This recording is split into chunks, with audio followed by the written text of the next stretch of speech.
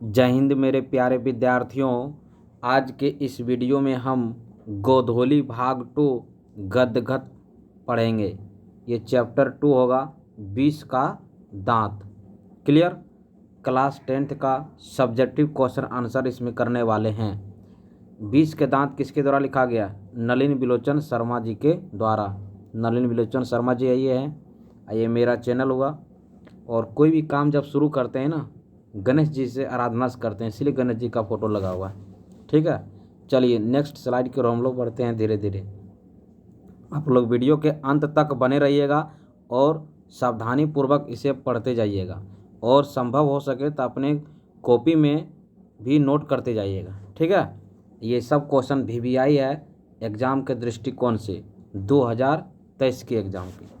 ठीक, चलिए कोहरा है कि कहानी के शीर्षक की सार्थकता स्पष्ट कीजिए। कहानी के शीर्षक की सार्थकता क्या कीजिए? स्पष्ट कीजिए। इसमें है आंसर होगा कहानी के शीर्षक 20 के दांत में महल और झोपड़ी के बीच, यानी अमीर और गरीब के बीच की लड़ाई की कहानी है। किसमें? 20 के दांत में। 20 के दांत में खोखा के द्वारा मदन के ऊपर बहुत अत्याचार किया जा रहा था। किसके द्वारा? खोखा के द्वारा, है ना। क्योंकि ये खोखा ये अमीर घर के क्या थे, ये घराना से संबंधित थे, यानी सेन साहब के ये बेटे थे। इसलिए मदन ने जब खोखा को पीटना शुरू किया तो खोखा के दांतें टूट गई, जिससे स्पष्ट होता है कि अमीरों के द्वारा गरीबों पर उसके अत्याचार के विरुद्ध एक चेतावनी है। अतः 20 के दांत इस दृष्टि से बड़ा ही क्या है, सार्थक शीर्षक है। मतलब जो शीर्षक जो है बहुत सटीक शीर्षक है। क्लियर। चलिए हम नेक्स्ट क्वेश्चन की ओर बढ़ते हैं। चलते हैं क्वेश्चन नंबर 2 की तरफ। ये रहा क्वेश्चन नंबर 2। देखिए बहुत ही आसान क्वेश्चन है ये, और बहुत ही इजी है। कह सेन साहब के परिवार में बच्चों के पालन पोषण में किए जा रहे लिंग आधारित भेदभाव का अपने शब्दों में वर्णन कीजिए। आंसर क्या होगा? आंसर इसका होगा कि सेन साहब एक धनी आदमी थे। इसके 6 संतान थे, जिसमें 5 लड़कियां और 1 लड़का था। सेन के परिवार में लड़कियों के लिए घर में अलग नियम और शिक्षा थी, जबकि लड़का के लिए अलग नियम और अलग शिक्षा थी। यही इसका लिंग भेद क्या था? भेदभाव था।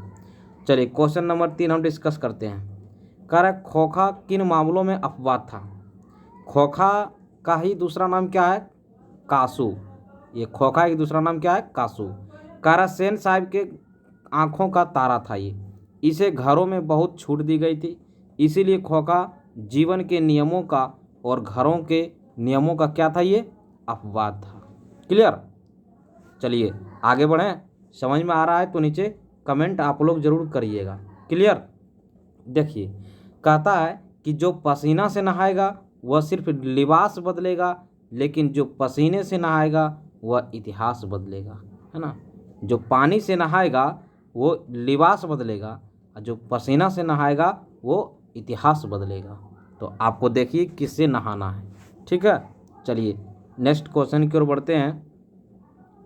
क्वेश्चन नंबर 4 बहुत प्यारा सा क्वेश्चन है, सब एकदम VVI क्वेश्चन है।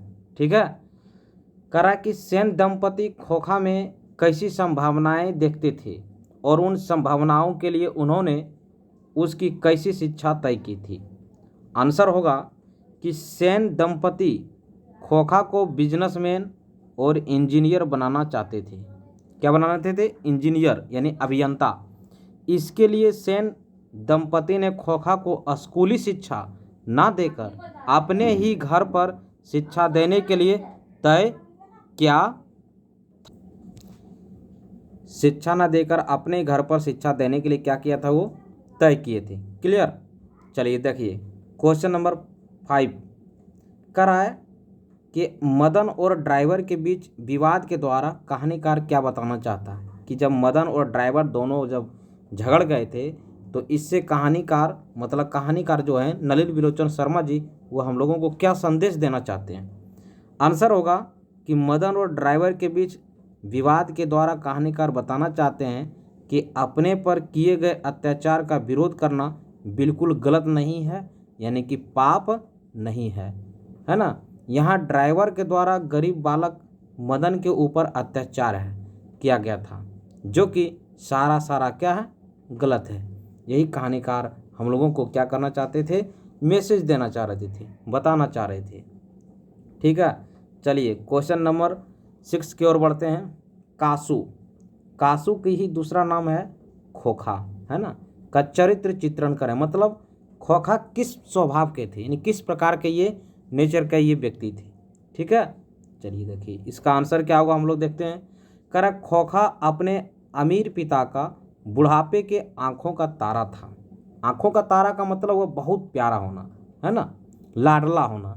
माता पिता और अपने बहनों का अत्यधिक प्यार पाकर अहंकारी स्वभाव को हो गया था। कौन? खोखा। अहंकारी यानी घमंडी बन गया ये, मतलब इसके मन में जो भी कुछ आता था वही करता था, इसको जो कुछ करने के लिए कहा जाता था वो नहीं करता था, इसके मन में जो आता था वो करता था, है ना, ये था। यही इसका क्या था, चरित्र। क्लियर। चलिए क्वेश्चन नंबर 7 की ओर बढ़ते हैं। कहा कासू और मदन के बीच झगड़े का कारण क्या था। इस प्रश्न के द्वारा लेखक क्या दिखाना चाहते हैं। जब कासू और मदन जब दोनों आपस में झगड़ गए थे तो इसका कारण क्या है ना, ये बताना चाह रहे हैं। तो कारण आंसर कि कासू और मदन के बीच झगड़े का जो कारण है लट्टू खेलने वाला था। मतलब लट्टू खेलने को लेकर क्या था, मेन मुद्दा इसका यही था, लट्टू खेलने का झगड़ा था। लट्टू क्या करते थे, मदन खेलने के लिए नहीं दिए थे, किसको, कासू को। ये दो, इसके बाद मदन और कासू दोनों भिड़ गए। इस प्रसंग के द्वारा लेखक बताना चाहता है कि झोपड़ी वाले लोग भी अपना अपमानित बर्दाश्त नहीं कर सकता। मतलब झोपड़ी वाले लोग भी जो है ना, वो अपना अपमानित, अगर उसे अपमान हो रहा है उसका, तो वो सहन नहीं कर सकता है ना, ये कहना चाह रहे हैं। झोपड़ी वाले का कहने का मतलब हुआ कौन, मदन। ये मध्यम वर्ग के परिवार से संबंध रहता था, जबकि ये कासू ये शिक्षित वर्ग के धनी घर के परिवार से क्या था, संपन्न था, संबंधित था। यानी कि ये हुआ महल घर से, ये कौन से घर से, महल घर से, और ये हुआ आपका झोपड़ी घर से। ठीक है, तो झोपड़ी घर से संबंधित कौन था, मदन, और महल से संबंधित कौन सा, खोखा यानी कि कासू। आप लोग इसे ध्यान रखिएगा, ऑब्जेक्टिव के लिए भी यही हो सकता है। ठीक है, चलिए हम बढ़ते हैं नेक्स्ट स्लाइड की ओर। चलिए कह रहा है क्वेश्चन नंबर 8 में क्या कह रहा है कि आपकी दृष्टि में कहानी का नायक कौन है। नायक मतलब क्या होता है, हीरो, मेन पात्र जो होता है। तर्कपूर्ण उत्तर दें, उसका सही आंसर दें। कह रहा हमारे दृष्टि में जो शीर्षक जो है विष के दांत, शीर्षक ही ना है, विष के दांत किसके द्वारा लिखा गया, नलिन विलोचन शर्मा के द्वारा। कह रहा कहानी का नायक मदन है। विष के दांत में मेन जो हीरो है वो कौन है, मदन है। क्लियर। इस कहानी में सबसे प्रभावशाली पात्र मदन ही है। कौन है, मदन ही है, क्योंकि खोखा के यानी कि विष के दांत तोड़ने में मदन की ही भूमिका क्या रही है, महत्वपूर्ण रही है। क्लियर। चलिए क्वेश्चन नंबर 9 की ओर बढ़ते हैं। रोज रोज अपने बेटे मदन के पिटाई करने वाला गिरधर यानी कि गिरधर का बेटा कौन था, मदन। यानी कि मदन का पिताजी कौन था, गिरधर। तो मदन द्वारा अगर कोई भी गलती किया जाता था ना, कुछ भी, तो गिरधर उसे क्या करते थे, बार बार पीटते थे, बहुत पीटते थे।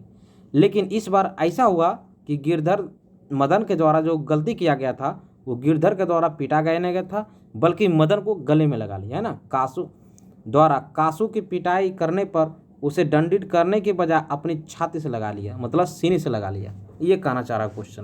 कह रहा ऐसा क्यों, बताइए। तो देखिए इसका आंसर क्या हुआ।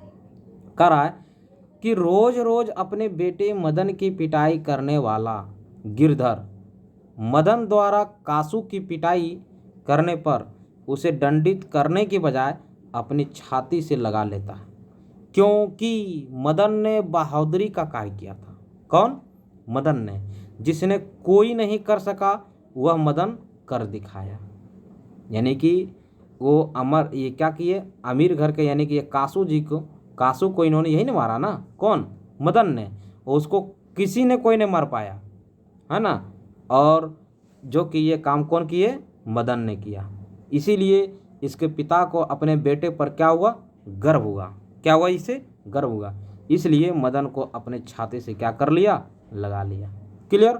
चलिए नेक्स्ट बढ़ते हैं। देखिए ये चैप्टर 2 का हम पढ़ रहे थे, है ना। संपूर्ण हिंदी नोट्स है, सटी क्लासेस के द्वारा परीक्षा के पैटर्न को देखते हुए नोट्स बनाया गया है। मैं राजेश कुमार आपका भरोसा दिलाना चाहता हूं कि आपके बिहार बोर्ड परीक्षा में अधिकांश प्रश्न कहाँ से आएंगे, यहीं से आएंगे। मतलब इसको, इस पीडीएफ को आपको 2 बार 3 बार 4 बार रिपीट करके एग्जाम में ही जाना है। एकदम गारंटी कहते हैं इससे क्वेश्चन आएगा ही आएगा। क्लियर। अगर इस चैप्टर से अगर आएगा, चैप्टर 2 से अगर आएगा क्वेश्चन बनेगा तो यही चीज़ से क्वेश्चन बनेगा, और इससे ज़्यादा कुछ नहीं। कह रहा जिसने कभी गलती नहीं की उसने कभी कुछ नया करने की कोशिश भी नहीं की। मतलब जिससे गलती हुआ ही नहीं तो वो सही के बारे में क्या सोचेगा, है ना। आज जो जिससे गलती हुआ है वो सोचता है अच्छा इसके बारे में सही क्या होगा, तो उसी को एक्सपीरियंस भी होता है, उसी को कुछ और सीखने को भी मिलता है। ठीक है। चलिए नेक्स्ट बढ़ते हैं। ये मेरा इस वीडियो का लास्ट स्लाइड है, द एंड है। थैंक यू मेरे प्यारे सभी बच्चों। ये यूट्यूब चैनल है मेरा, इस पर आप लोग जुड़े रहिएगा और पूरा सपोर्ट कीजिए ताकि एग्ज़ाम तक यह सीरीज हम बरकरार लेकर आते रहें। ठीक है। तो जय हिंद, जय भारत।